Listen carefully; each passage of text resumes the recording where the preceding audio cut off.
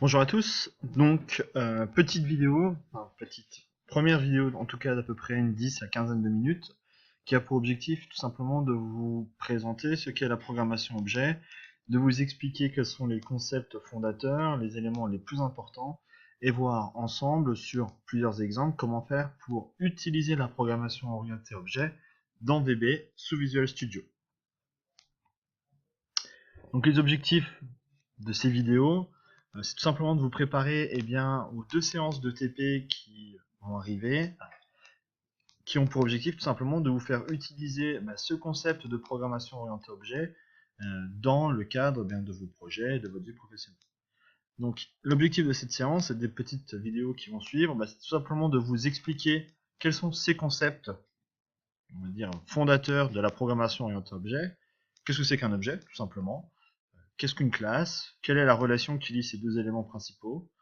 Voir également comment faire pour implémenter ces objets dans un langage de programmation que vous commencez à maîtriser, c'est-à-dire Visual Basic. Savoir appliquer ces concepts tout simplement sur les projets que vous allez devoir réaliser, à plus ou moins long terme. Donc tout d'abord, nous allons voir ensemble essentiellement des définitions. Le but de cette première vidéo est de se focaliser essentiellement sur les définitions.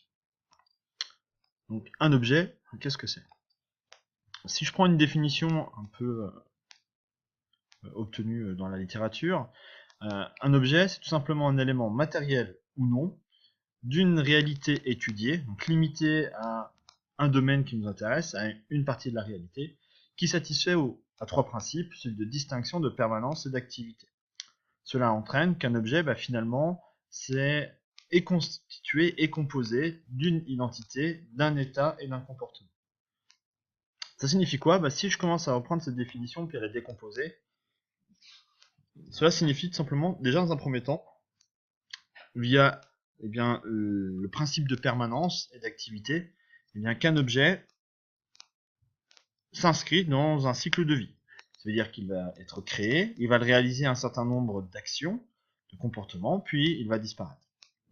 Un objet, qu'il soit informatique ou peu importe, ça reste encore une fois qu'une représentation simplifiée du réel. Puisqu'il est complètement impossible de modéliser le réel, on va forcément le dégrader et se limiter à ce qui est important pour nous. C'est-à-dire que forcément, on va biaiser le réel au regard de la finalité de notre besoin de traitement que nous avons. Donc un objet, par voie de conséquence, sera toujours qu'une représentation dégradée et simplifiée du réel. Cet objet peut très bien représenter quelque chose de concret ou une abstraction. Abstraction qui dépend tout simplement du but de la modélisation, du but de traitement que vous suivez. Elle va dissimuler volontairement, oublier certains paramètres, éléments qui sont considérés comme inutiles et va mettre en avant ceux dont nous avons besoin pour nos traitements et donc que nous considérons comme étant essentiels. Un objet n'existe pas de façon isolée. Un objet va fournir des services, qu'on appelle des comportements, ou il va les fournir à qui? Il va les fournir par exemple à d'autres objets qui, à leur tour, pourront lui rendre à lui des services. Donc il va pouvoir fournir un ensemble de services, un ensemble de comportements, ou va pouvoir demander à d'autres objets de lui en fournir à son tour. 3 éléments descriptifs vont nous permettre justement d'exprimer un objet, de détailler ce qu'est un objet. Ces 3 éléments sont l'identité, l'état et le comportement. L'identité, c'est tout simplement l'élément qui va nous permettre de distinguer un objet parmi l'ensemble de ses congénères. On verra tout à l'heure sur un exemple quelles sont les différentes valeurs que pourront prendre ces 3 éléments descriptifs. L'état, c'est tout simplement l'ensemble des valeurs instantanées, c'est-à-dire à l'instant T, qui vont nous permettre de décrire l'objet, ses attributs. Puisque l'objet a un cycle de vie, ses états, par voie de conséquence, vont évoluer au cours du temps. Cette évolution peut dépendre soit des comportements propres de notre objet, soit des comportements des objets avec lesquels il est. Donc ce comportement va décrire essentiellement les actions et réactions d'un objet.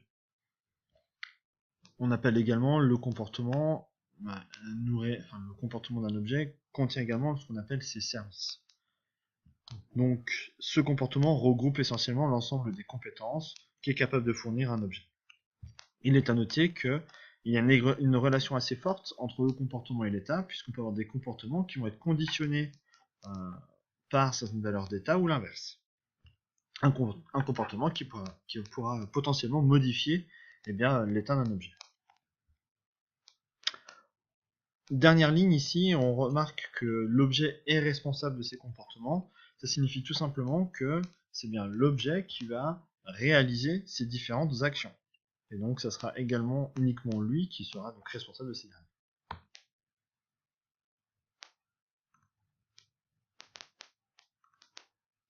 Prenons un petit exemple, ce four à micro-ondes. Si on regarde les différentes caractéristiques, on va pouvoir se poser les questions, quels sont ses états, son comportement et son identité. Donc ici, j'ai un four à micro-ondes d'une certaine couleur, sur lequel on peut voir afficher l'heure. Si on regarde la fiche technique, il y a une certaine puissance, 900 watts, une certaine dimension. Alors il n'est pas blanc, il est gris ici. Qu'est-ce que je peux faire avec ? Je peux régler par exemple sa puissance de chauffe, régler le temps de cuisson, régler l'heure affichée sur le micro-ondes, l'allumer et cuire des aliments. Donc si on se pose la question, quels sont ses états, comportements, identité ? Pour son identité, c'est ce qui va nous permettre de reconnaître ce four à micro-ondes particulier par rapport à tous les autres fours à micro-ondes qui existent et autres fours. Ce sera tout simplement celui qui, par exemple, est posé sur mon frigo dans ma cuisine. Ces états, ça pourra être l'ensemble de ses caractéristiques à l'instant T, c'est-à-dire par exemple sa puissance, ses dimensions, sa couleur et l'heure. Et là on voit bien que l'heure va évoluer au cours du temps, puisque par définition le temps évolue. Ces comportements, ce sera l'ensemble des services que cet objet met à notre disposition. Donc par exemple régler sa puissance, permettre le réglage du temps de cuisson, cuire les aliments, l'allumer, l'éteindre et régler l'heure. Si maintenant je m'intéresse à l'autre concept, donc on vient de parler des objets, du fait qu'ils sont très nombreux, qu'il y a différents paramètres qui vont nous permettre de les décrire, et décrire essentiellement leur état, leur comportement et leur identité. Maintenant si on s'intéresse au second concept, c'est ce qu'on appelle les classes. Les classes, qu'est-ce que c'est ? Ça va être tout simplement, si on regarde cette définition, un ensemble d'objets sur lesquels on peut reconnaître un certain nombre de similitudes. Ces similitudes peuvent porter soit sur la façon avec laquelle on va identifier nos objets, soit sur leur type d'état, les états eux-mêmes, voire les rôles qu'ils jouent, c'est-à-dire les comportements qu'ils peuvent réaliser. Donc finalement, une classe, c'est quoi ? C'est tout simplement le regroupement de plein d'objets qu'on considère comme étant semblables, tout simplement. Donc une classe va définir un groupe d'objets qui ont les mêmes propriétés, un comportement commun et des relations communes avec d'autres objets. Si je regarde maintenant ce concept de classe, et quel est le lien qui existe entre ce concept de classe et celui des objets dont je vous ai parlé tout à l'heure, pour une classe, tout simplement, on va être capable, par exemple, d'instancier, de créer un objet particulier. Si je reprends tout à l'heure mon micro-ondes, l'ensemble des micro-ondes du monde entier, je vais être capable de les regrouper sur une seule et unique classe que j'ai appelée four à micro-ondes, qui aura des propriétés communes de puissance, de couleur, de dimension, des fonctionnalités communes de chauffage, de réglage de température, etc. Et à partir de cette classe, je vais être capable de créer un nouvel objet appartenant à cette classe. C'est-à-dire, je vais être capable de créer un four à micro-ondes qui aura exactement les mêmes propriétés et les mêmes comportements.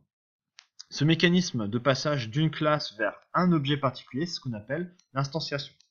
C'est d'ailleurs pour cela qu'un objet, on appelle également dans le domaine informatique, un objet une instance de classe. Simplement, c'est simplement pour préciser le fait que cet objet provient d'un regroupement d'une classe particulière. Si maintenant on prend le mécanisme inverse, c'est-à-dire que j'ai un objet ou un paquet d'objets pour lesquels j'ai retrouvé un certain nombre de similitudes, je vais être capable de réaliser ce qu'on appelle une abstraction, c'est-à-dire de passer de ces n objets à un seul et unique élément qui va les regrouper, les synthétiser, les modéliser, c'est la classe. Si je prends un modèle, par exemple le langage UML, le diagramme de classe UML, dont je vous avais parlé lors du tout premier cours, eh bien, ce langage, ce modèle, va être capable de représenter eh bien, les 3 éléments essentiels d'une classe. Par exemple ici, dans la première partie, on va voir eh bien, l'identité, le nom de la classe. Dans la seconde partie, ici présente, eh bien, on va pouvoir identifier et préciser la liste des attributs et leur type. Et dans la troisième et dernière partie ici présente, eh bien c'est la partie qui va vous permettre de décrire le comportement et l'ensemble des services et fonctionnalités que propose cet objet. Donc on peut remarquer ici par exemple que les états sont typés, c'est-à-dire qu'il est nécessaire de préciser quel est le type de données supportant ces états. Et les comportements, on va être capable de les déclarer exactement de la même façon que nous avons déclaré des méthodes, c'est-à-dire eh bien certains comportements vont avoir des paramètres d'entrée et auront, pourquoi pas, des sorties. Je vous propose eh bien, dans la vidéo suivante de voir comment faire pour implémenter un tout premier objet à l'aide de Visual Basic. L'objectif de la vidéo suivante, c'est tout simplement concrètement de vous montrer eh bien, à quoi peut ressembler un objet et comment faire pour eh bien, créer un objet dans Visual Basic et commencer à lui donner de la vie.